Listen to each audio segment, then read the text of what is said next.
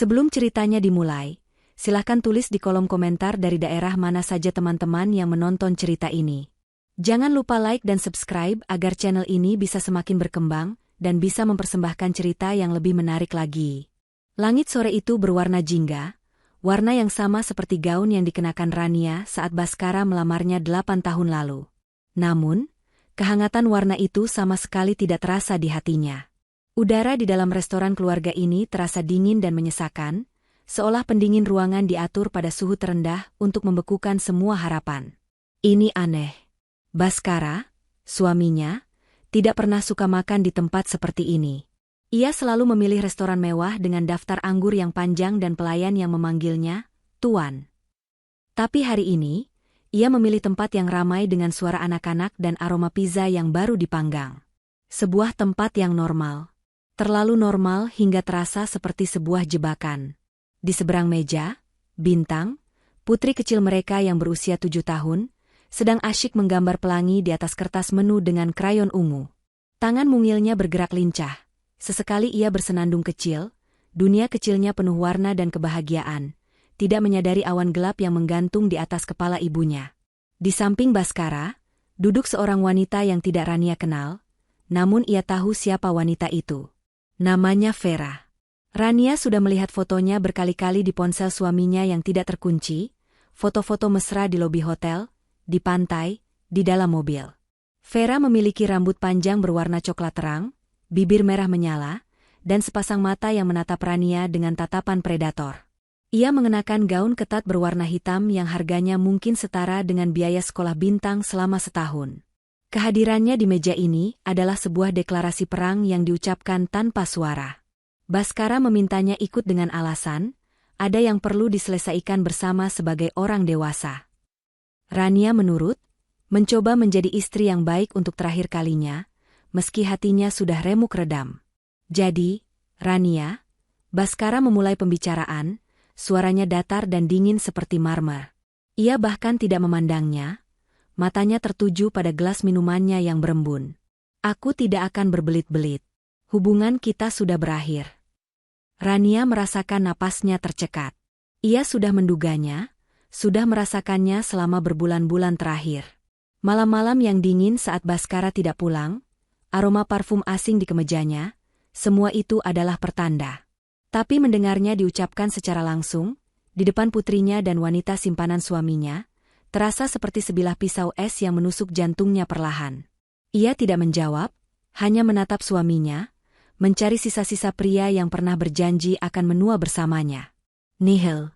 Pria di hadapannya adalah orang asing. Aku dan Vera akan menikah, lanjut Baskara. Kali ini ia melirik Vera yang tersenyum penuh kemenangan. Wanita itu dengan sengaja meletakkan tangannya di atas tangan Baskara yang tergenggam di meja. Sebuah pertunjukan kekuasaan yang terang-terangan. Rania menunduk, menatap Bintang yang masih asyik dengan dunianya. Baskara, tolong. Jangan di depan Bintang, bisik Rania, suaranya bergetar menahan tangis. Kita bisa bicarakan ini di rumah. Aku mohon. Baskara tertawa kecil, tawa yang sinis dan merendahkan. Rumah? Rumah yang mana, Rania? Rumah itu sudah menjadi milikku dan Vera. Kau pikir aku mau membicarakan ini berdua denganmu? Tidak ada lagi yang perlu dibicarakan. Lalu, dengan satu tarikan napas, Baskara mengucapkan kalimat terkutuk itu. Kalimat yang akan selamanya terngiang di telinga Rania, menghantuinya dalam setiap mimpi buruk. Di hadapan kalian berdua, aku, Baskara Wijoyo, dengan sadar dan tanpa paksaan, menjatuhkan talak 3 kepadamu, Rania Adelia. Dunia Rania seakan berhenti berputar. Suara tawa anak-anak di sekitar mejanya meredup, denting sendok dan garpu menghilang. Yang tersisa hanyalah denging panjang di telinganya. Ia menatap Baskara, mulutnya sedikit terbuka, mencoba mengatakan sesuatu tapi tidak ada suara yang keluar. Napasnya terasa berat, dadanya sesak seolah ditimpa beban bertonton. Talak 3. Final. Tidak ada jalan kembali. Semua pengabdiannya selama 8 tahun, semua pengorbanannya meninggalkan karir cemerlangnya demi menjadi ibu rumah tangga. Semua itu berakhir di sebuah restoran keluarga yang berisik, diakhiri oleh 3 kata pendek yang tajam. Bintang, yang akhirnya menyadari keheningan ganjil di mejanya, mengangkat kepalanya. Krayon ungunya berhenti bergerak. Ia menatap wajah ibunya yang pucat pasi, lalu menatap ayahnya dengan mata polosnya yang besar dan jernih. "Ayah," panggilnya dengan suara kecil yang lembut. "Talak itu apa, Ayah?" Pertanyaan polos itu menusuk Rania lebih dalam dari pisau manapun. Pertanyaan itu adalah bukti nyata dari kekejaman Baskara. Baskara tersentak, wajahnya mengeras karena kesal. "Diam kamu, Bintang. Ini urusan orang dewasa," bentaknya kasar. Bintang terkejut. Bibirnya bergetar, matanya mulai berkaca-kaca. Ia belum pernah dibentak sekeras itu oleh ayahnya. Di tengah momen yang menyakitkan itu, sebuah suara tawa melengking memecah keheningan. "Vera." Wanita itu tertawa terbahak-bahak, menutup mulutnya dengan jemari lentiknya yang berhias ket kuku merah, seolah baru saja menyaksikan lelucon paling lucu di dunia. Tawa itu begitu keras, begitu menghina, menarik perhatian beberapa pengunjung di meja sekitar. Mereka mulai berbisik, menatap ke arah meja mereka dengan pandangan ingin tahu dan menghakimi. Vera mencondongkan tubuhnya ke arah Rania, matanya menyala penuh kemenangan. "Lihatlah dirimu, Rania," bisiknya, suaranya seperti desisan ular. "Menyedihkan. Kau pikir kau siapa? Tanpa suamiku, kau dan anakmu hanya akan jadi gembel di jalanan. Selamat menikmati hidup barumu yang menyedihkan."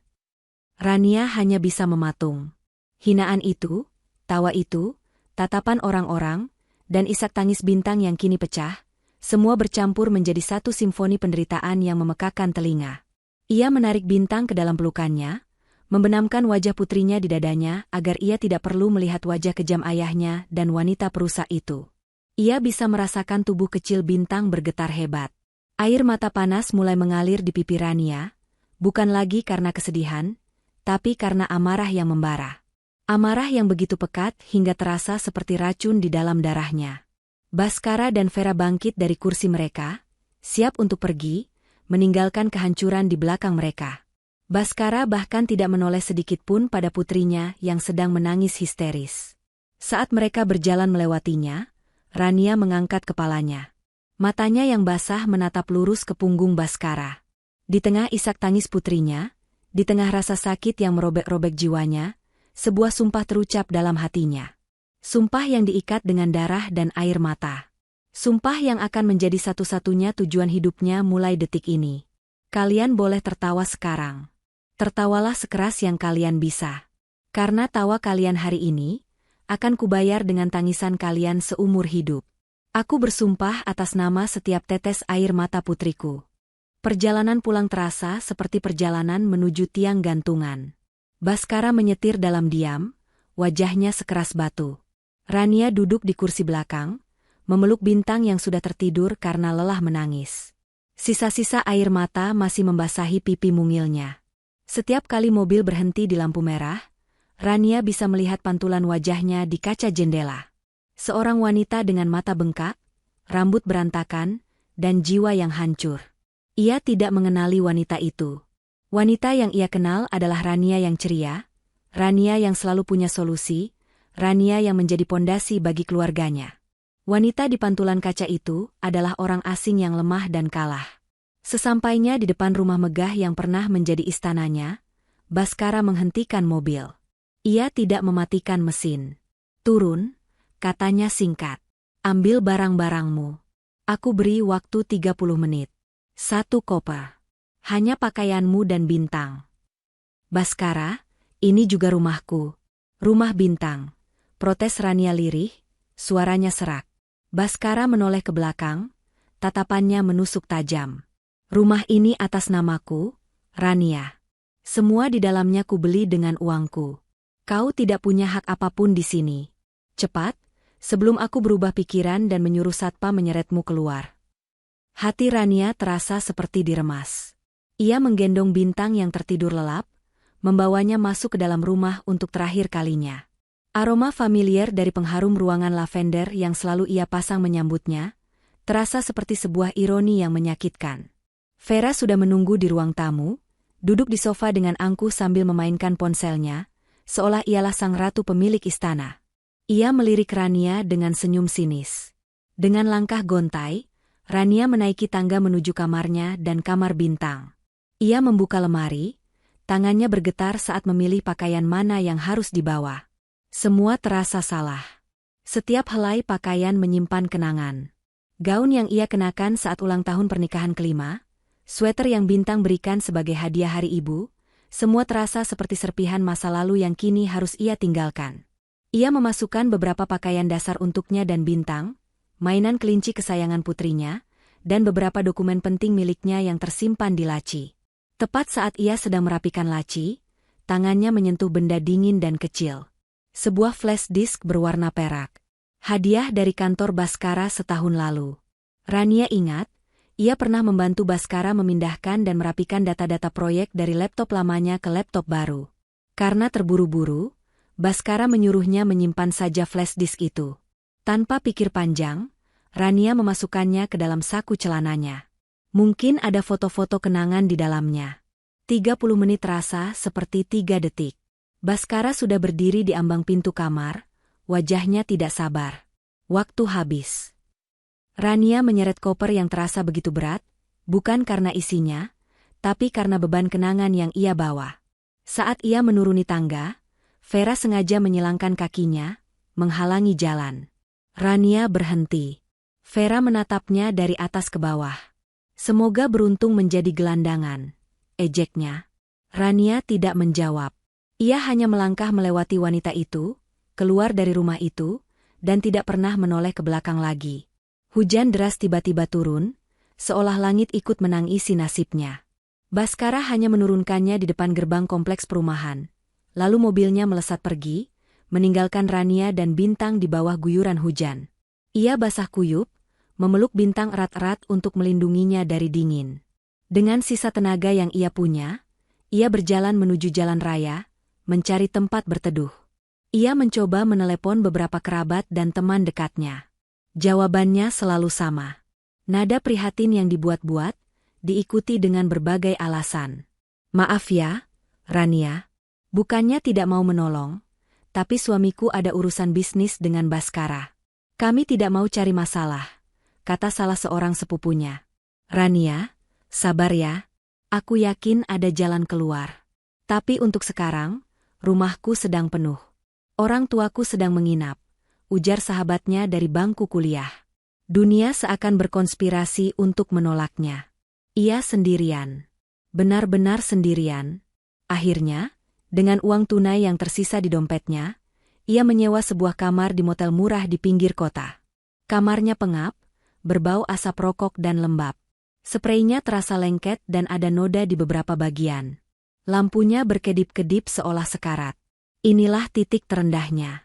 Dari rumah mewah ke motel kumuh dalam waktu beberapa jam saja. Malam itu adalah malam terpanjang dalam hidup Rania. Bintang mulai demam tinggi. Tubuhnya panas dan ia terus mengigau memanggil ayahnya. Rania panik. Ia hanya bisa mengompres dahi putrinya dengan handuk basah dan memeluknya sepanjang malam, berdoa agar demamnya turun. Di tengah keputusasaan itu, di tengah suara hujan yang mengetuk jendela dan igauan putrinya, Rania teringat pada flash disk di sakunya. Ia mengeluarkan laptop tua yang untungnya ikut ia masukkan ke dalam koper. Ia butuh pengalih perhatian, apa saja, untuk menghentikan otaknya dari pikiran-pikiran gelap. Ia menyalakan laptop dan memasukkan flash disk itu.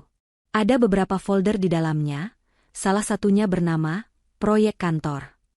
Iseng, ia membukanya. Di dalamnya ada puluhan file dengan nama-nama yang terdengar teknis.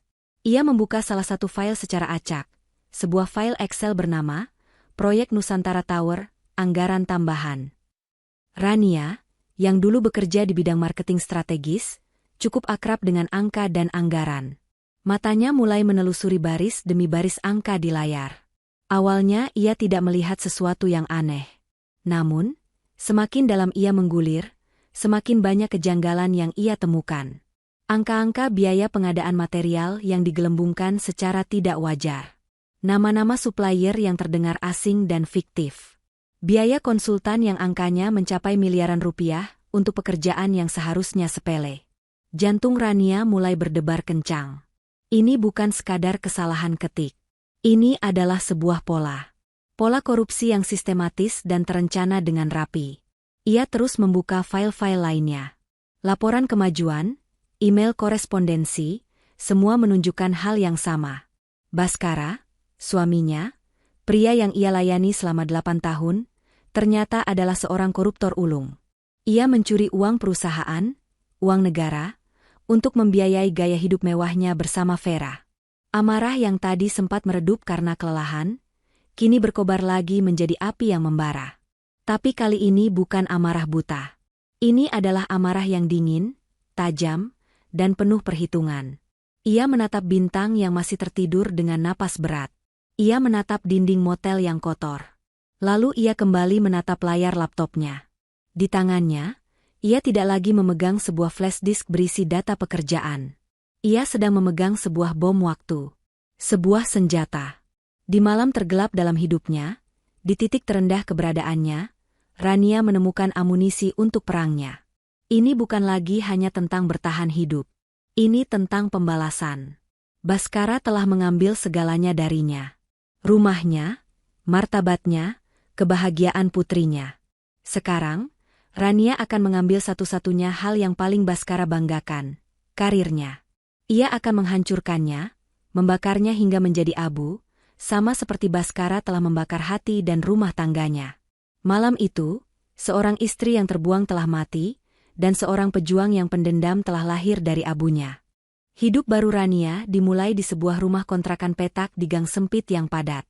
Dindingnya bercat kuning pucat yang sudah mengelupas di beberapa bagian, dan hanya ada satu jendela kecil yang menghadap ke tembok tetangga. Jauh berbeda dari rumahnya dulu yang memiliki taman belakang luas dan jendela-jendela besar yang menghadap matahari terbit. Namun, di tempat sempit dan pengap inilah, Rania merasakan sesuatu yang sudah lama tidak ia rasakan, kebebasan. Di sini tidak ada Baskara yang mengaturnya, tidak ada Vera yang menatapnya dengan pandangan merendahkan. Setiap sudut di ruangan ini adalah miliknya dan Bintang. Ini bukan istana, tapi ini adalah benteng pertahanannya. Biaya sewa yang murah berarti ia punya sedikit sisa uang untuk bertahan hidup. Tapi ia tahu, sisa uang itu akan habis secepat es di tengah hari. Ia butuh modal untuk memulai perang, dan modal butuh pengorbanan. Pengorbanan itu datang dalam bentuk sebuah gelang emas tipis berukir bunga melati. Satu-satunya perhiasan peninggalan almarhumah ibunya. Rania menatap gelang itu lama di telapak tangannya. Ia ingat tangan ibunya yang keriput memakaikan gelang itu di pergelangan tangannya sehari sebelum ia menikah. Jaga ini baik-baik, nak. Ini doa ibu untuk kebahagiaanmu, begitu pesan ibunya. Ironis. Kebahagiaan itu sudah sirna, dan kini gelang doa itu harus ia korbankan demi sebuah pembalasan. Dengan hati yang berat, ia membawanya ke sebuah pegadaian di pasar. Pria di balik teralis besi menaksir gelang itu dengan tatapan dingin, menyebutkan angka yang jauh di bawah nilai sesungguhnya. Rania tidak menawar. Ia hanya butuh uangnya. Saat lembaran-lembaran uang lusuh berpindah ke tangannya, Rania merasa seolah bagian terakhir dari dirinya yang lama telah mati. Tidak ada lagi Rania yang sentimental. Yang ada hanya Rania yang pragmatis dan penuh perhitungan. Dengan modal dari gelang ibunya, Rania menjalani dua kehidupan yang kontras. Siang hari, ia adalah seorang ibu pekerja keras. Ia mengambil pekerjaan apa saja yang bisa menghasilkan uang. Ia pernah menjadi pencuci piring di sebuah warung makan Padang, merasakan panasnya uap dan bau amis gulai yang menempel di bajunya hingga malam. Ia pernah menjadi petugas pelipat pakaian di sebuah usaha laundry kiloan, tangannya kapalan karena bekerja dari pagi hingga sore. Semua ia lakukan dengan kepala tegak. Rasa malunya sudah lama ia buang bersama air matanya di restoran malam itu. Yang terpenting adalah Bintang tidak pernah kelaparan. Ia memastikan putrinya tetap bisa makan enak, tetap punya buku untuk dibaca, dan tidak pernah melihatnya menangis. Di depan Bintang, ia selalu tersenyum, mengatakan bahwa mereka sedang berpetualang dan ini adalah rumah petualangan mereka yang baru. Namun, ketika malam tiba dan Bintang sudah terlelap di kasur tipis mereka, kehidupan kedua Rania dimulai. Ia akan menyalakan laptop bekas yang ia beli dengan sisa uang gadai. Ditemani secangkir kopi hitam murah dan cahaya remang dari satu-satunya bohlam di ruangan itu, ia berubah menjadi seorang ahli strategi. Wajahnya yang lelah karena bekerja seharian akan menajam, Matanya fokus menatap layar yang menampilkan deretan angka dan dokumen dari flash disk Bhaskara. Ia tidak lagi hanya melihatnya sebagai bukti korupsi. Ia membedahnya, mempelajarinya seperti seorang jenderal mempelajari peta pertempuran. Ia membuat bagan di buku tulis bintang yang sudah tidak terpakai, menggambar alur dana dari perusahaan utama, ke supplier fiktif, lalu ke rekening-rekening penampungan. Ia menelusuri jejak digital setiap orang yang terlibat, mencari kelemahan mereka. Malam demi malam ia bekerja, memetakan seluruh jaringan kebusukan suaminya. Ia menemukan bahwa Bhaskara tidak bekerja sendiri. Ada beberapa anak buahnya yang ikut menikmati aliran dana haram itu, dan yang paling penting, ada seorang pelindung di atasnya. Seorang pejabat pemerintah bernama Darmawan, pria yang sering Bhaskara sebut sebagai malaikat pelindung atau ATM berjalan. Rania sadar, hanya menyerang Bhaskara tidak akan cukup. Ia seperti pion catur. Untuk memenangkan permainan, ia harus menjatuhkan rajanya, atau setidaknya benteng yang melindunginya. Menjatuhkan Bhaskara akan membuatnya hancur. Tapi menjatuhkan Bhaskara dan Darmawan akan menciptakan ledakan skandal yang tidak akan bisa ditutupi oleh siapapun. Rencananya mulai terbentuk. Sebuah rencana sempurna dalam 3 tahap. Tahap pertama, ciptakan riak. Ia tidak akan langsung membongkar semuanya. Ia akan membocorkan sedikit informasi aneh ke media kecil, cukup untuk menimbulkan kecurigaan dan membuat para petinggi di perusahaan Bhaskara resah. Tahap kedua, hancurkan aliansi. Ia akan membuat Bhaskara dan pelindungnya saling curiga. Ia akan menyerang mereka dari samping, dari titik yang tidak mereka duga. Tahap ketiga, serangan final. Setelah fondasi mereka goyah dan mereka panik, ia akan melepaskan semua bukti yang ia miliki ke tangan yang tepat, memastikan kehancuran total tanpa ada kesempatan untuk pulih. Untuk melancarkan tahap kedua, ia butuh informasi lebih dalam tentang Darmawan. Suatu malam, saat sedang menelusuri email-email lama Bhaskara yang tersimpan di flash disk, ia menemukan sebuah utas email antara Bhaskara dan Darmawan. Mereka membicarakan pembagian keuntungan dari proyek. Di akhir email, Darmawan dengan sombongnya menulis, "Semua aman. Email pribadiku ini tidak mungkin bisa dilacak. Passwordnya tanggal lahir istri pertamaku yang sudah kuceraikan. Siapa juga yang masih ingat perempuan tua itu?" Sebuah kesombongan yang akan menjadi kehancurannya. Rania tersenyum dingin. Pria seperti Darmawan dan Bhaskara selalu sama, mereka meremehkan wanita yang telah mereka buang. Dengan sedikit penelusuran di media sosial, tidak sulit bagi Rania untuk menemukan nama dan tanggal lahir mantan istri Darmawan. Ia membuka halaman login email Darmawan. Tangannya sedikit gemetar. Ini adalah langkah paling berbahaya. Jika gagal, jejak digitalnya bisa terlacak. Tapi jika berhasil, ia akan mendapatkan akses ke jantung pertahanan musuh. Ia mengetikkan alamat email, lalu di kolom password, ia memasukkan kombinasi tanggal, bulan, dan tahun lahir wanita yang telah dilupakan itu. Ia menekan tombol enter. Selama beberapa detik yang terasa seperti selamanya, layar hanya menampilkan halaman loading. Jantung Rania berdebar begitu kencang, hingga ia bisa mendengarnya di telinganya sendiri. Lalu, klik. Halaman itu terbuka. Kotak masuk email pribadi Darmawan terpampang di hadapannya. Penuh dengan bukti perselingkuhan, pemerasan, dan kesepakatan-kesepakatan kotor lainnya yang jauh lebih besar dari sekadar proyek Nusantara Tower. Rania menutup mulutnya, menahan pekik kemenangan. Ternyata, menghancurkan Bhaskara bukan hanya sebuah pembalasan dendam pribadi. Ini sekaligus akan menjadi gerbang neraka bagi banyak orang berkuasa lainnya. Dan Rania memegang kuncinya. Pekerjaan serabutan tidak akan bisa membiayai perangnya. Rania tahu ia harus membangun sesuatu yang lebih stabil. Sesuatu yang lahir dari keahliannya sendiri. Ia teringat pada resep rendang warisan neneknya, resep yang selalu dipuji oleh semua orang yang mencicipinya. Di dapur kontrakannya yang sempit, dengan peralatan masak seadanya, sebuah ide bisnis lahir. Dapur Bunda Bintang. Nama yang sederhana, nama yang menyimpan semua alasan mengapa ia harus berjuang. Dengan sisa-sisa uang terakhirnya, ia membeli daging dan bumbu berkualitas di pasar subuh. Ia memasak sepanjang hari, aroma rempah yang kaya memenuhi ruangan peta itu, kontras dengan kepahitan hidup yang sedang ia jalani. Ia tidak punya uang untuk promosi. Senjatanya adalah media sosial dan grup percakapan para ibu di lingkungan sekitarnya. Ia memotret rendangnya dengan kamera ponselnya yang retak, lalu mengunggahnya dengan tulisan sederhana, "Rendang asli Minang, resep warisan, dimasak dengan cinta. Siap antar untuk makan siang Anda." Awalnya sepi. Hanya beberapa teman lama yang memesan karena kasihan. Tapi Rania tidak menyerah. Setiap pesanan ia layani dengan sempurna. Ia membungkusnya dengan rapi, menambahkan secari kertas dengan tulisan tangan, "Terima kasih dan selamat menikmati," dan mengantarkannya sendiri menggunakan ojek online. Ia memastikan setiap pelanggan merasa istimewa. Perlahan tapi pasti, dari mulut ke mulut, nama dapur Bunda Bintang mulai dikenal. Orang-orang bukan lagi membeli karena kasihan, tapi karena rendangnya memang luar biasa lezat. Pesanan mulai datang dari kantor-kantor kecil, dari arisan ibu-ibu, dari anak kos yang rindu masakan rumah. Rania harus bangun pukul 3 pagi setiap hari untuk belanja ke pasar, memasak hingga siang, lalu mengemas dan mengatur pengiriman hingga sore. Malam harinya, setelah Bintang tidur, barulah ia membuka laptop perangnya. Tubuhnya lelah luar biasa, punggungnya sakit, tangannya kasar. Tapi setiap kali melihat Bintang bisa makan dengan lahap, setiap kali ada ulasan positif dari pelanggan, energinya seolah terisi kembali. Ia tidak hanya sedang membangun bisnis, ia sedang membangun kembali harga dirinya, sepotong demi sepotong. Titik baliknya datang 3 bulan kemudian.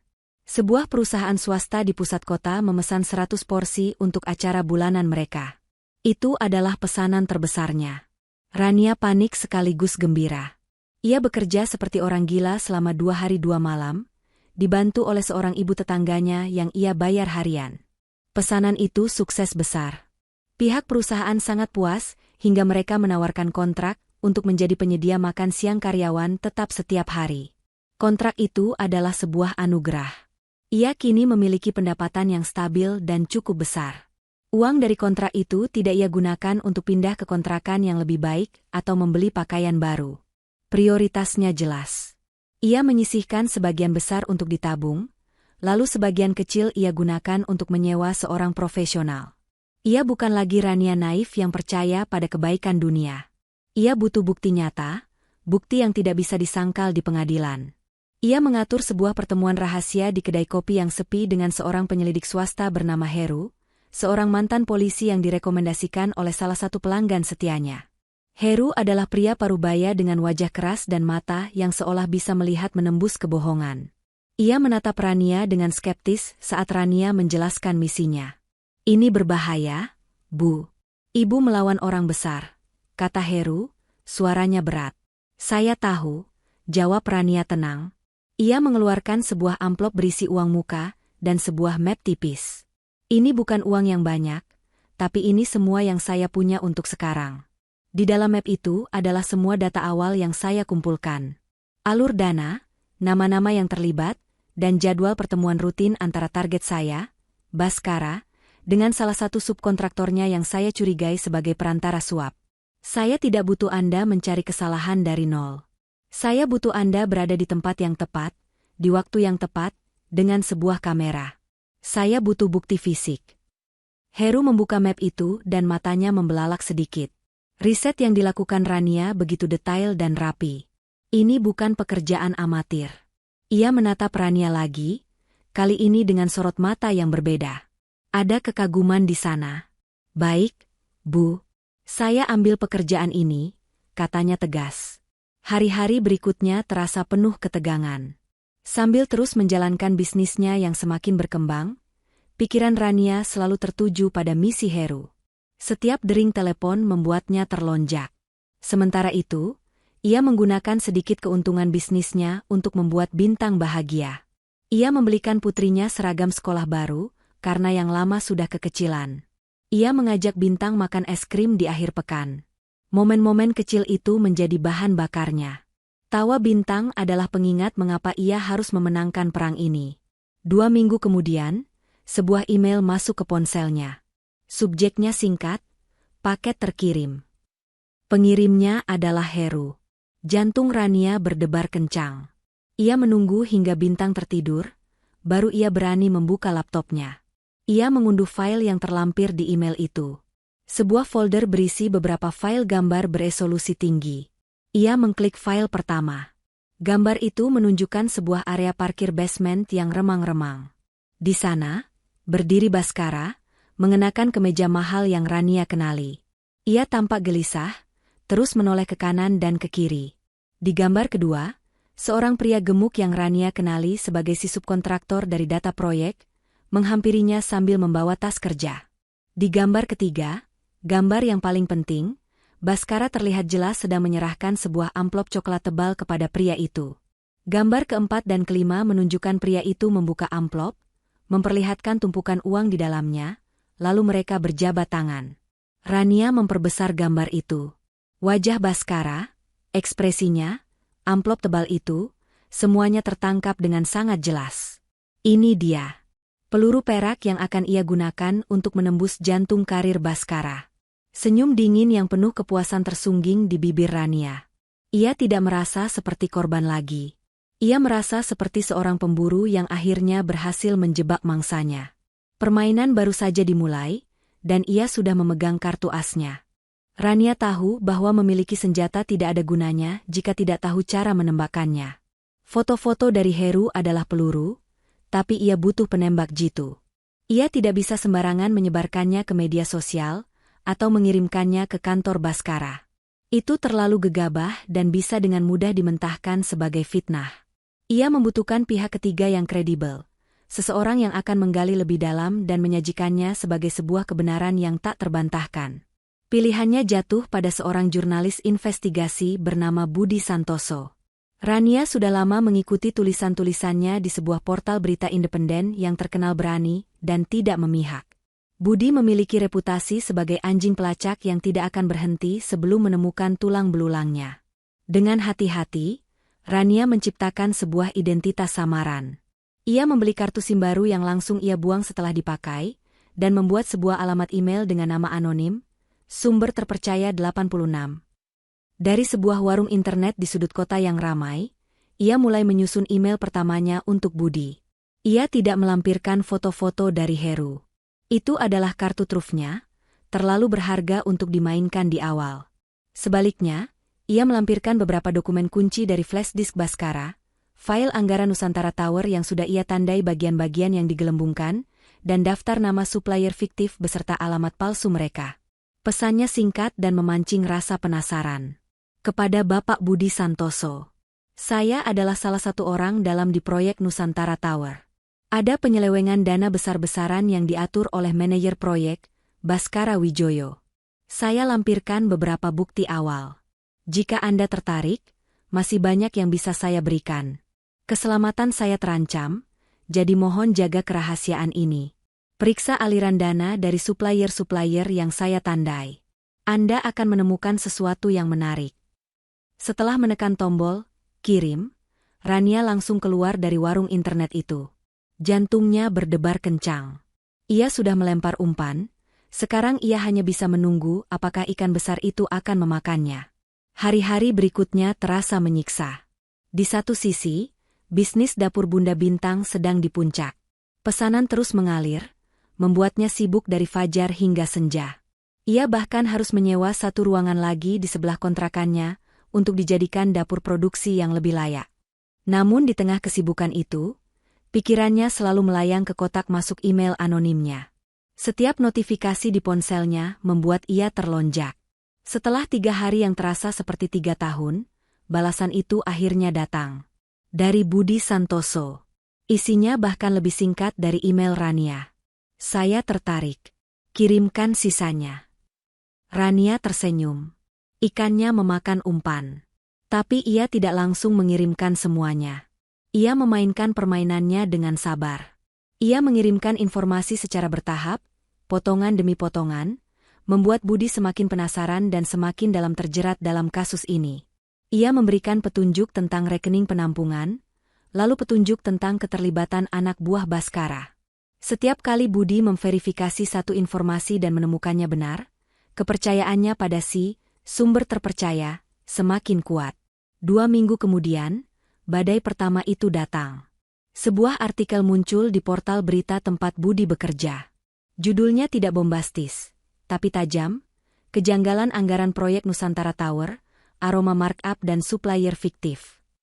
Artikel itu tidak menyebut nama Baskara secara langsung, tapi dengan jelas menunjuk posisi manajer proyek sebagai pihak yang paling bertanggung jawab. Artikel itu dianalisis dengan data yang akurat, mempertanyakan mengapa biaya pengadaan baja bisa membengkak 30% dalam 3 bulan, dan mengapa beberapa alamat supplier ternyata adalah lahan kosong. Di apartemen mewahnya, Baskara membaca artikel itu sambil tertawa meremehkan.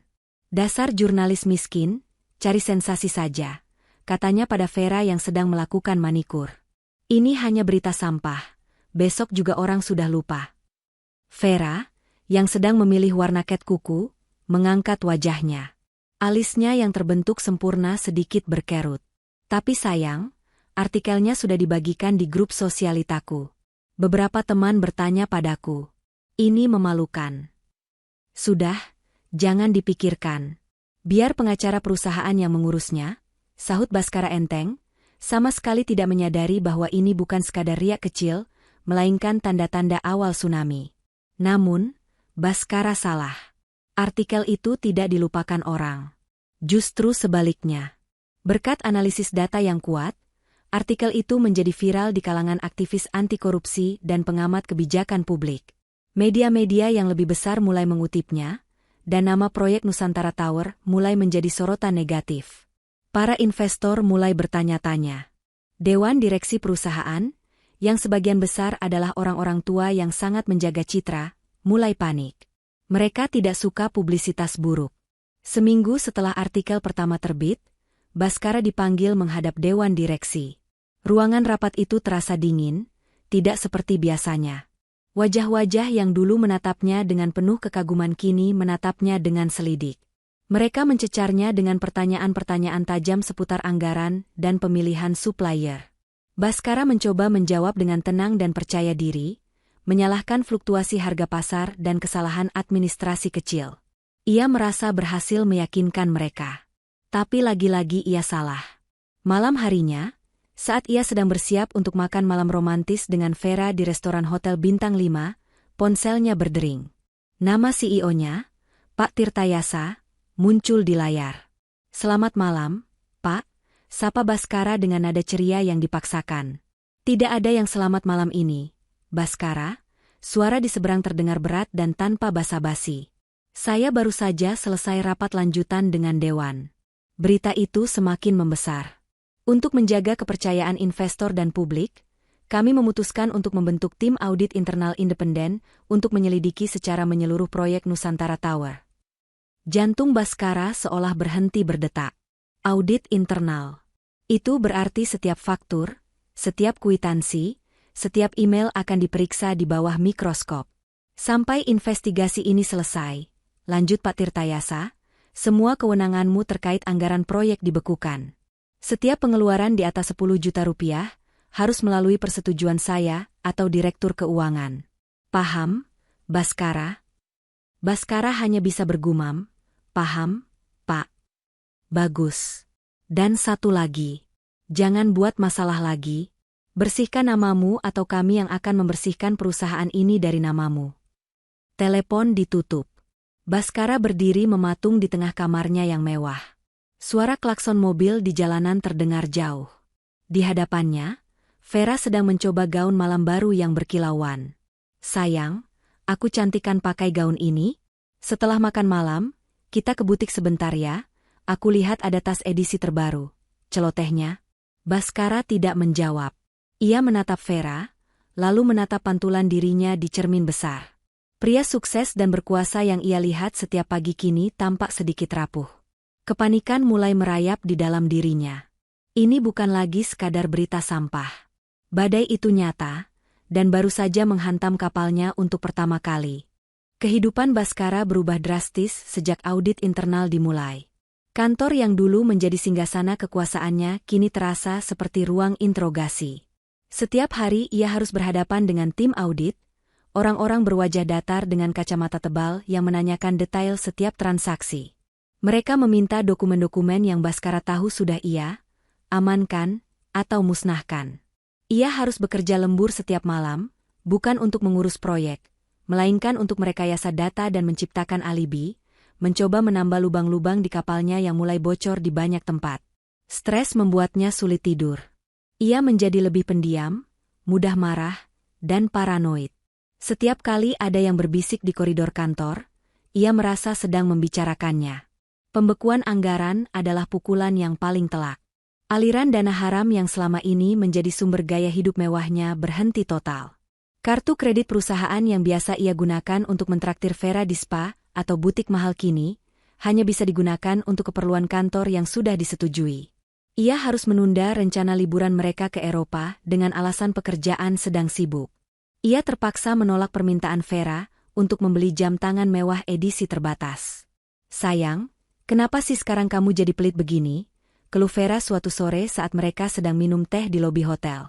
"Biasanya kamu tidak pernah bilang tidak." "Ini bukan soal pelit, Vera. Situasi di kantor sedang rumit. Aku harus lebih berhati-hati dengan pengeluaran," jawab Baskara, suaranya lelah. "Hati-hati atau memang uangmu sudah habis?" sindir Vera, matanya menatap Baskara dengan tajam. "Jangan bilang berita-berita di internet itu benar." "Tentu saja tidak," sentak Baskara, suaranya sedikit terlalu keras hingga menarik perhatian tamu di meja sebelah. "Hanya masalah internal biasa. Sebentar lagi juga selesai." Tapi Vera tidak terlihat yakin. Ia mulai sering mengeluh. Keluhan tentang liburan yang batal, tentang mobil sport yang ia inginkan tak kunjung dibelikan, tentang lingkaran sosialitanya yang mulai memandangnya aneh. Ia tidak pernah menawarkan dukungan atau bertanya tentang beban pekerjaan Baskara. Keluhannya selalu berpusat pada satu hal, kemewahan yang mulai berkurang. Tawa riangnya yang dulu selalu terdengar di setiap sudut apartemen, kini semakin jarang terdengar, digantikan oleh helaan napas panjang dan sindiran-sindiran sinis.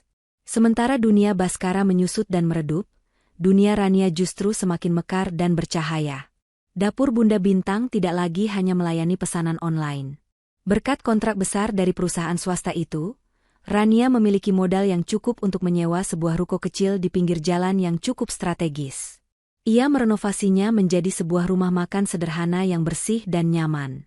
Kini, ia tidak hanya punya dapur produksi yang layak, tapi juga sebuah tempat di mana pelanggan bisa datang dan makan langsung. Setiap hari, rumah makannya ramai dikunjungi karyawan-karyawan dari perkantoran sekitar saat jam makan siang. Dengan penghasilan yang jauh lebih stabil dan besar, Rania akhirnya bisa memberikan kehidupan yang lebih baik untuk putrinya. Ia menyewa sebuah rumah mungil di komplek perumahan yang asri dan tenang. Rumah itu memiliki 2 kamar tidur dan halaman belakang kecil yang ditumbuhi rumput hijau. Saat pertama kali Bintang melihat halaman itu, matanya berbinar. "Ibu, aku bisa main lari-larian di sini," serunya gembira. Momen itu membayar lunas semua kerja keras dan air mata Rania. Malam pertama di rumah baru mereka, Rania membelikan Bintang tempat tidur baru dengan sprei bergambar kartun kesukaannya. Untuk pertama kalinya setelah berbulan-bulan, Bintang memiliki kamarnya sendiri. Melihat Bintang tertidur pulas di kamar barunya yang nyaman, dengan senyum terkembang di bibirnya, Rania merasakan kebahagiaan yang murni dan dalam. Ini adalah istana mereka yang sesungguhnya, istana yang ia bangun dengan tangannya sendiri, bukan dengan uang hasil menipu. Kontras antara kehidupannya kini dengan penderitaan Baskara terasa begitu manis. Sebuah pembalasan dendam yang ia nikmati dalam diam. Hubungan Baskara dan Vera mencapai titik terendahnya pada suatu malam. Baskara baru saja pulang setelah 12 jam diinterogasi oleh tim audit. Kepalanya pening, tubuhnya remuk. Ia hanya ingin berbaring dalam diam. Namun, ia mendapati Vera sedang mondar-mandir di ruang tamu dengan wajah marah. "Dari mana saja kamu? Aku telepon dari tadi tidak diangkat," sembur Vera tanpa bertanya kabar suaminya. "Aku sibuk, Vera. Ada rapat panjang," jawab Baskara sambil melonggarkan dasinya. "Rapat?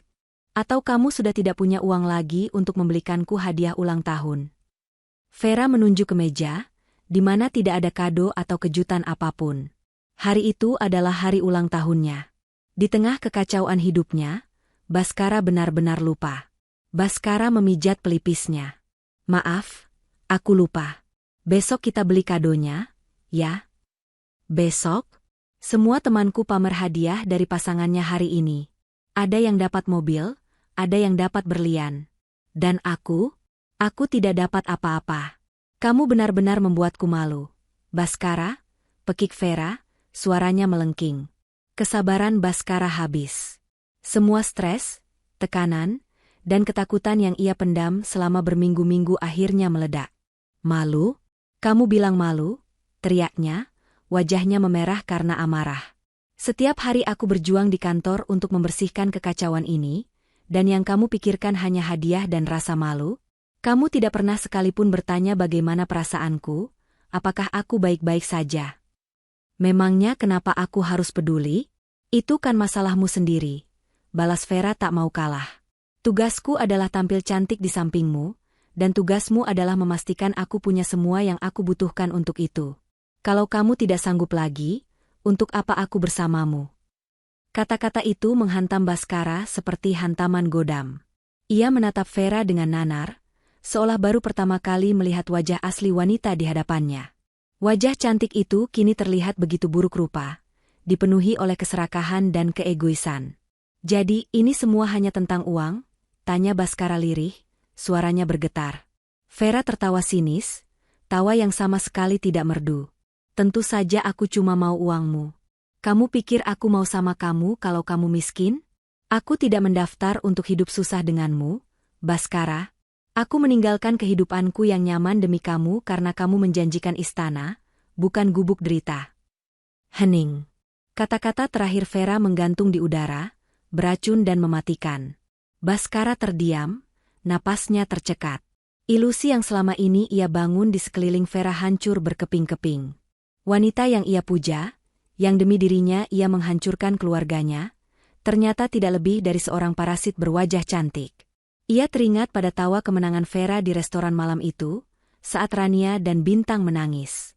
Tawa itu kini terdengar seperti lonceng kematian di telinganya. Tawa dalam hidupnya, secara resmi, telah pudar. Langit Jakarta yang biasanya abu-abu karena polusi tampak begitu cerah dari jendela rumah makan Rania. Ironis, karena ia sedang bersiap melepaskan badai tergelap dalam hidup Baskara. Sudah sebulan sejak artikel pertama terbit. Tim audit internal telah membuat Baskara dan para kroninya di dalam perusahaan panik.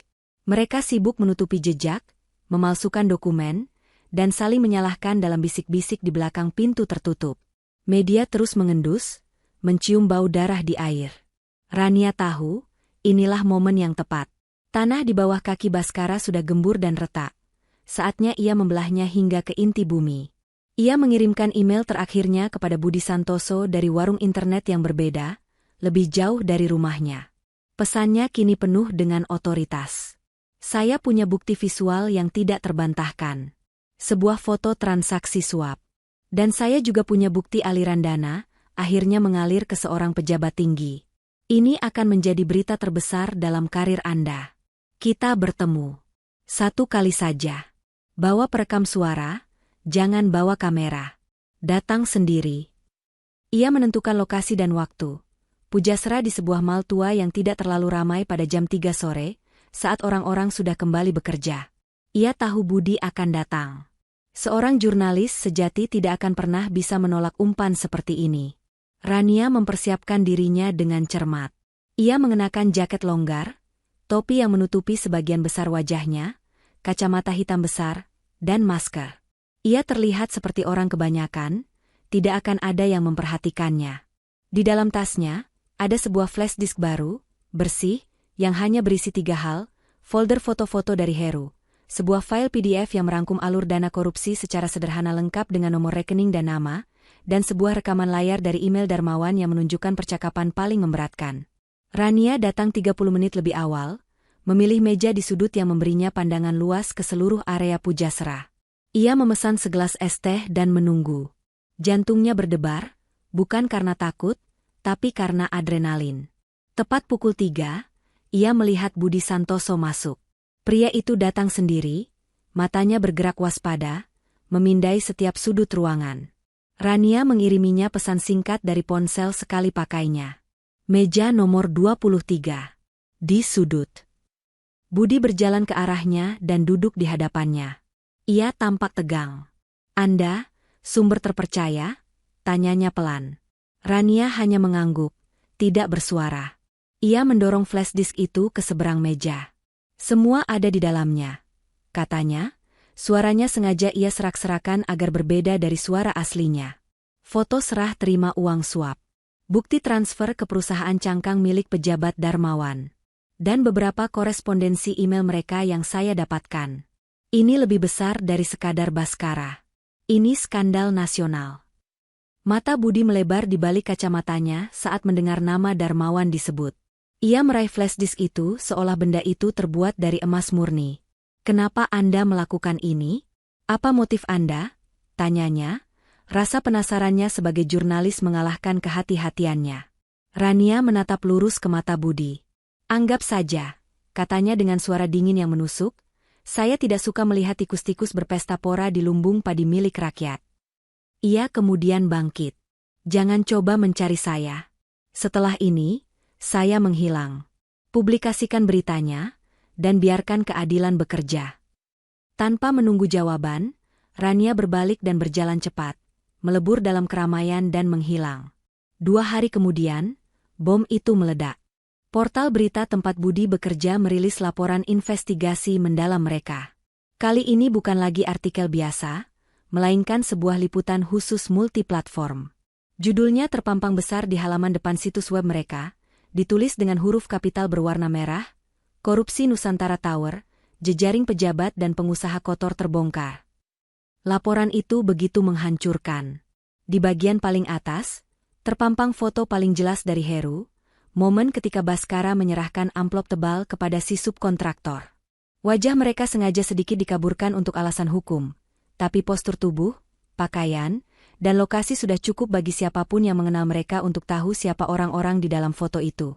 Di bawahnya, Budi menjabarkan dengan detail yang mematikan seluruh alur korupsi, lengkap dengan bagan-bagan yang mudah dimengerti, bukti transfer, dan kutipan-kutipan dari email Darmawan yang menunjukkan bagaimana ia mengatur semuanya dari atas.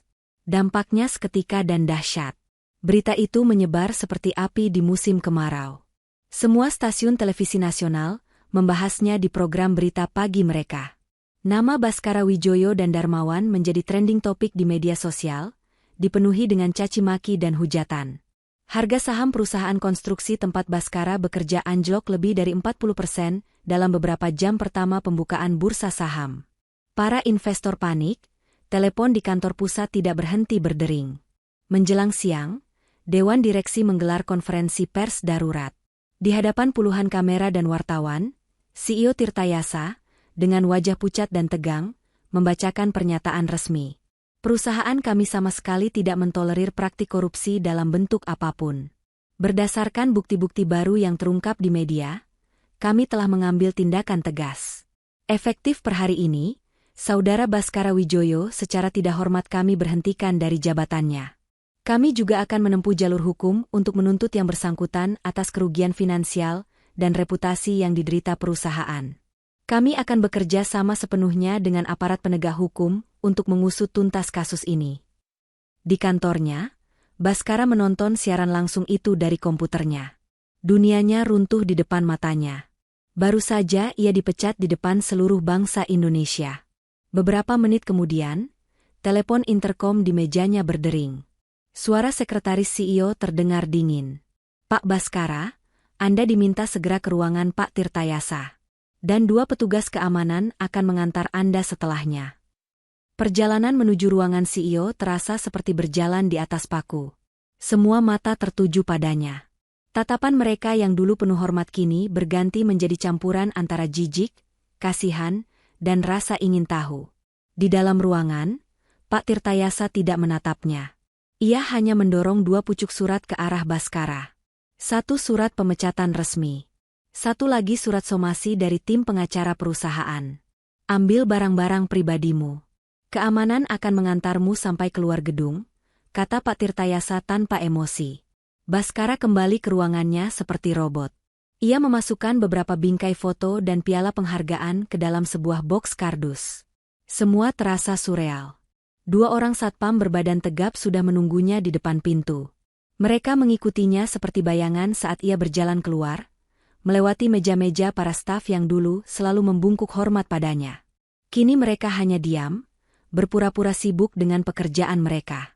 Ini adalah puncak penghinaan bagi seorang pria yang membangun hidupnya di atas citra dan status. Ia sampai di lobi gedung yang megah itu. Saat ia melangkah keluar dari pintu putar, kilatan lampu kamera menyambutnya. Beberapa wartawan yang masih menunggu di luar langsung mengerubunginya. "Pak Baskara, apa tanggapan Anda?" "Pak, apa benar Anda terlibat?" Pertanyaan-pertanyaan itu menghujaninya, tapi ia tidak bisa menjawab. Ia hanya berjalan menembus kerumunan, memeluk boks kardusnya erat-erat. Ia tiba di apartemennya, berharap bisa bersembunyi dari dunia, dan mungkin menumpahkan semua kemarahannya pada Vera. Namun, saat ia baru saja akan melangkah masuk ke lobi apartemen, dua orang pria berpenampilan rapi dengan kemeja batik mencegatnya. "Selamat sore, Bapak Baskara Wijoyo," tanya salah satu dari mereka dengan nada formal. Baskara mengangguk lemah. Pria itu menyodorkan sebuah amplop resmi berwarna coklat. "Kami dari Komisi Pemberantasan Korupsi. Ini adalah surat panggilan pemeriksaan untuk Bapak sebagai tersangka. Mohon diterima." Baskara menatap amplop dengan lambang Garuda di atasnya. Tangannya gemetar saat menerimanya. Tersangka. Status barunya. Karirnya hancur. Reputasinya lebur. Dan kini, kebebasannya terancam. Ia menatap pantulan dirinya di pintu kaca lobi yang mengkilap. Bukan lagi seorang manajer sukses yang angkuh. Yang ia lihat hanyalah seorang pecundang yang hancur berkeping-keping. Dengan surat panggilan KPK di tangan yang terasa membakar kulitnya dan boks kardus berisi sisa-sisa hidupnya, Baskara masuk ke dalam lift menuju apartemennya. Pikirannya kosong. Ia merasa seperti sedang berada di dalam mimpi buruk yang panjang. Ia hanya ingin semua ini berakhir. Mungkin Vera bisa menenangkannya. Mungkin ia bisa memeluk wanita itu dan menangis, melupakan sejenak dunia yang runtuh di sekelilingnya. Ia membuka pintu apartemen, mengharapkan sambutan hangat atau setidaknya wajah familiar. Yang ia temukan justru pemandangan yang menusuk jantungnya. Vera ada di sana, tapi ia tidak sedang menunggunya. Ia sedang sibuk memasukkan gaun-gaun mahalnya ke dalam sebuah koper Louis Vuitton besar. Di dekat pintu, sudah ada dua koper lain yang terisi penuh. Kotak-kotak perhiasan di atas meja rias terbuka dan kosong. Lemari pakaian yang dulu penuh sesak dengan barang-barang bermerek kini tampak lowong. Vera sedang menjarah. "Vera, apa yang kamu lakukan?" tanya Baskara, suaranya parau, nyaris tak terdengar. Vera menoleh, sama sekali tidak terkejut melihatnya. Wajahnya dingin dan tidak menunjukkan simpati sedikitpun. Aku sedang menyelamatkan diri," jawabnya enteng sambil melipat sebuah blus sutra. "Aku sudah melihat beritanya. Kamu sudah tamat, Baskara." Baskara menjatuhkan boks kardusnya. Isinya berhamburan di lantai. "Tamat? Kamu mau pergi? Sekarang? Di saat aku paling membutuhkanmu?" tanyanya, nada tidak percaya terdengar jelas dalam suaranya. Vera berhenti berkemas dan menatap Baskara dengan pandangan merendahkan. "Membutuhkanku? Jangan konyol. Aku tidak bisa membantumu. Yang bisa kulakukan sekarang adalah memastikan aku tidak ikut terseret ke bawah bersamamu." Ia berjalan mendekati Baskara. Aroma parfum mahalnya terasa begitu kontras dengan suasana kelam di ruangan itu. "Dengar, Baskara. Aku ini seorang investor. Aku menanamkan waktu dan diriku pada aset yang menguntungkan. Dulu, kamu adalah aset terbaik. Sekarang, sahammu anjlok. Kamu bangkrut. Aku tidak mau rugi. Sederhana, kan?" Kepala Baskara terasa berputar. "Jadi, semua janji manismu, cintamu, itu semua bohong?" Vera tertawa, tawa yang dingin dan kosong, sangat berbeda dari tawa kemenangannya yang dulu. "Cinta tidak bisa membayar tagihan kartu kreditku, sayang," katanya sambil menepuk pipi Baskara dengan ringan. "Aku bertaruh pada kuda pacu yang menang. Kuda pincang sepertimu lebih baik ditembak mati saja agar tidak menderita." Kata-kata itu lebih tajam dari pisau manapun. Baskara mencengkeram lengan Vera. "Jangan pergi, Vera. Aku mohon. Kita bisa mulai lagi. Aku akan cari cara." Vera menyentakkan lengannya dengan kasar. "Lepaskan aku. Jangan sentuh aku dengan tangan kotormu," hardiknya. Ia meraih tas tangannya dari atas sofa. "Selamat tinggal, Baskara. Nikmati saja sisa hidupmu di penjara. Dengan langkah anggun yang dibuat-buat, ia menyeret 3 kopernya keluar dari apartemen, membanting pintu di belakangnya tanpa menoleh sedikit pun. Baskara ambruk ke lantai, di antara serpihan bingkai foto dan piala-piala tak bergunanya. Ia sendirian. Benar-benar sendirian di dalam apartemen yang terasa begitu luas dan sunyi. Kehancurannya kini sempurna. Dikhianati oleh wanita yang ia puja, dibuang oleh perusahaan yang ia banggakan, dan diburu oleh hukum negara. Selama beberapa hari berikutnya, neraka datang silih berganti. Pihak bank menelepon, memberitahukan semua rekeningnya telah dibekukan atas permintaan KPK. Beberapa pria berbadan tegap datang untuk menarik mobil mewahnya. Lalu datang surat pemberitahuan pengosongan apartemen, karena ia tidak akan sanggup lagi membayar sewanya. Ia menjual jam tangan Rolex dan beberapa barang berharga lainnya yang Vera lewatkan. Uangnya ia gunakan untuk menyewa sebuah kamar kos bulanan yang sempit dan panas. Ia mencoba menghubungi teman-teman lamanya, berharap ada yang bisa memberinya pekerjaan atau pinjaman. Tapi namanya sudah terlalu beracun. Tidak ada yang mau berurusan dengannya. Teleponnya tidak diangkat, pesannya tidak dibalas. Dari seorang raja, ia menjadi seorang paria. Uangnya menipis dengan cepat. Ia diusir dari kamar kosnya. Untuk pertama kali dalam hidupnya, ia merasakan dinginnya tidur di emperan toko, perutnya keroncongan karena lapar. Ia menjadi persis seperti apa yang Vera ramalkan untuk Rania, seorang gelandangan. Setelah berminggu-minggu hidup di jalanan, menjadi sosok kurus, kotor, dan berbau tidak sedap, hanya ada satu nama yang terus berputar di kepalanya, Rania. Ia teringat pada kebaikan Rania, pada kesabarannya. Mungkin Rania mau memaafkannya. Mungkin Rania mau memberinya sedikit uang untuk makan. Didorong oleh keputusasaan terakhir, ia mulai mencari Rania. Ia mendatangi komplek perumahan lama mereka dan bertanya pada seorang satpam yang masih mengenalnya. Satpam itu, dengan sedikit rasa kasihan, memberitahukan tentang usaha catering Rania yang sukses dan memberinya alamat rumah makan dapur Bunda Bintang. Dengan sisa tenaga yang ia punya, Baskara berjalan kaki menuju alamat itu. Ia melihat rumah makan itu dari seberang jalan.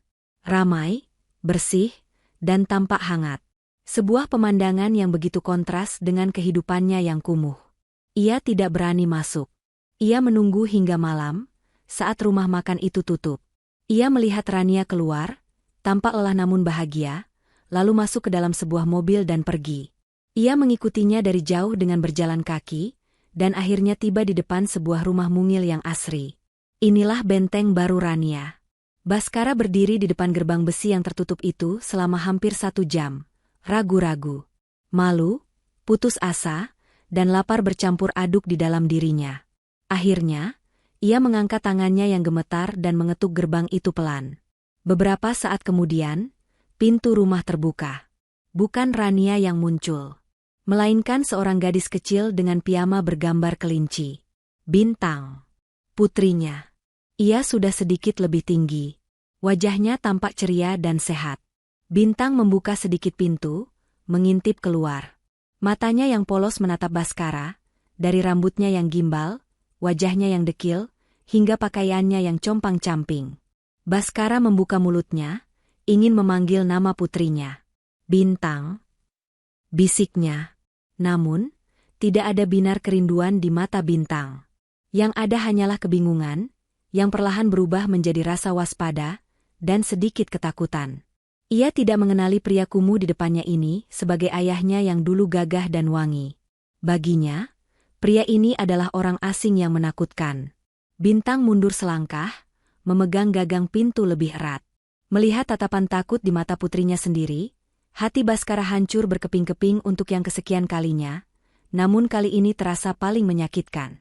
Karma yang ia terima bukan hanya kehilangan harta dan tahta. Karma terberatnya adalah menjadi orang asing yang menakutkan di mata darah dagingnya sendiri. Mendengar suara putrinya yang ketakutan, Rania bergegas ke depan. Bintang, kenapa nak? Siapa? Tanyanya sambil berjalan, hatinya sedikit was-was. Ia mengira mungkin ada pengamen mabuk atau sales yang memaksa. Namun, saat ia sampai di ambang pintu dan melihat sosok yang berdiri di balik gerbang, langkahnya terhenti. Waktu seolah berhenti. Di bawah cahaya lampu teras yang temaram, berdiri sesosok pria kurus, kotor, dengan tatapan mata yang kosong. Pakaiannya compang-camping dan bau asam yang samar tercium bahkan dari jarak beberapa meter. Butuh beberapa detik bagi otak Rania untuk memproses dan mengenali wajah yang tertutup kotoran dan janggut tak terurus itu. Bhaskara. Pria yang dulu begitu angkuh, yang selalu wangi dengan parfum mahal dan mengenakan kemeja licin tanpa satupun kerutan, kini berdiri di depan rumahnya dalam wujud yang begitu menyedihkan. Rania tidak merasakan lonjakan amarah atau ledakan emosi. Anehnya, ia hanya merasakan kehampaan. Seolah sedang melihat hantu dari masa lalu yang sudah lama ia kubur. Ia menarik Bintang ke belakangnya, menempatkan tubuhnya sebagai perisai pelindung. Melihat Rania, secercah harapan muncul di mata Bhaskara yang sayu. Ia menjatuhkan dirinya, berlutut di tanah yang lembab di luar gerbang. Air mata mulai mengalir di pipinya yang kotor, menciptakan jejak aneh di antara debu. Rania, Rania, tolong aku, isaknya, suaranya serak dan pecah. Aku sudah kehilangan segalanya. Aku salah, Rania. Aku tahu aku salah besar. Rania menatapnya dalam diam. Ia tidak menjawab, hanya menunggu. Ini semua karena Vera, Rania. Dia yang meracuni pikiranku. Lanjut Bhaskara, nadanya kini penuh dengan pembelaan diri yang putus asa.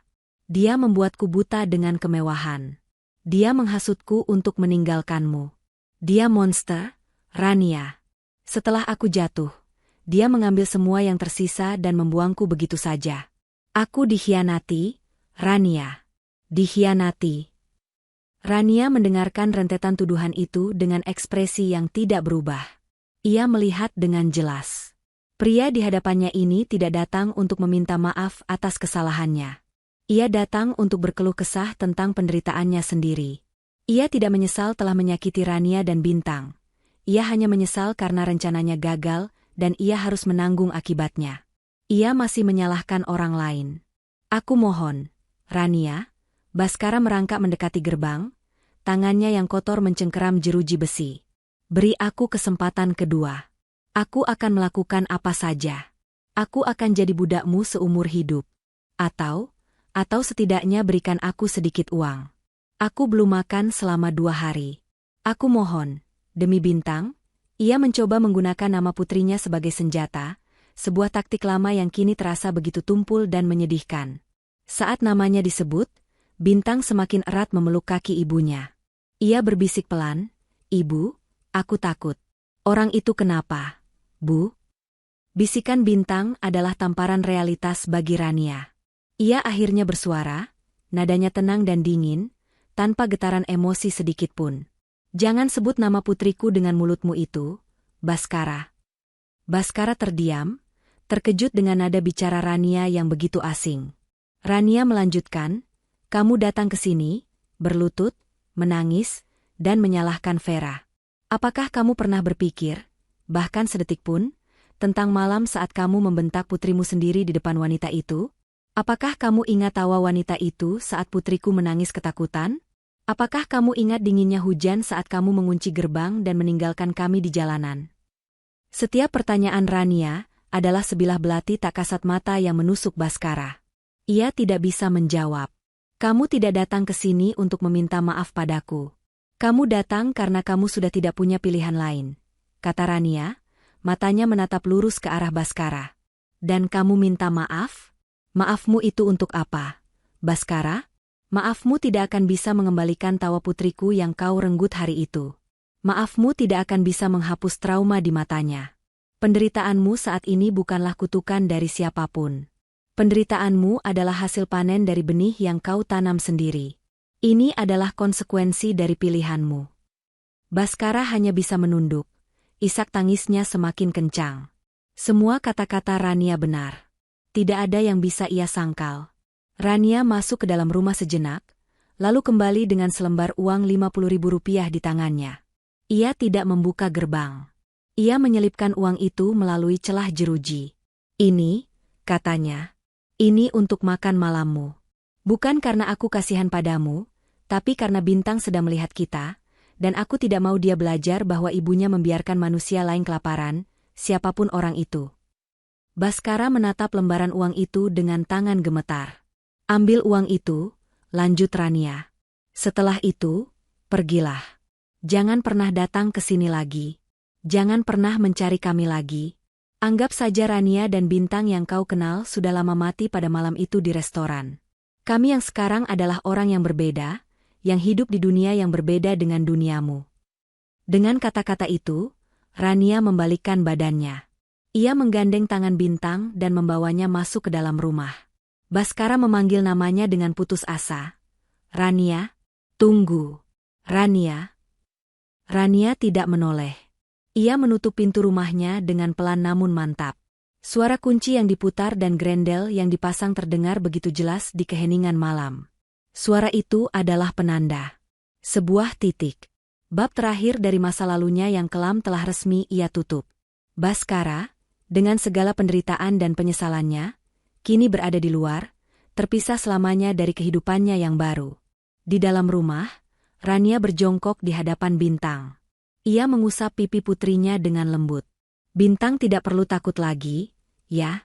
Orang tadi sudah pergi. Bintang mengangguk kecil, matanya masih menunjukkan sisa-sisa kebingungan. Rania tersenyum, senyum tulus pertama malam itu. Ia mengangkat tubuh Bintang ke dalam gendongannya. Yuk, nak, katanya sambil mencium kening putrinya. Waktunya kita merayakan masa depan kita. Ibu buatkan puding coklat kesukaan Bintang. Mau? Wajah Bintang langsung cerah. Mau, Bu. Mau. Sambil berjalan menuju dapur dengan Bintang di gendongannya, Rania merasa beban terakhir di pundaknya telah terangkat. Pembalasan dendamnya sudah selesai, bukan karena Baskara menderita, tapi karena penderitaan Baskara tidak lagi berarti apa-apa baginya.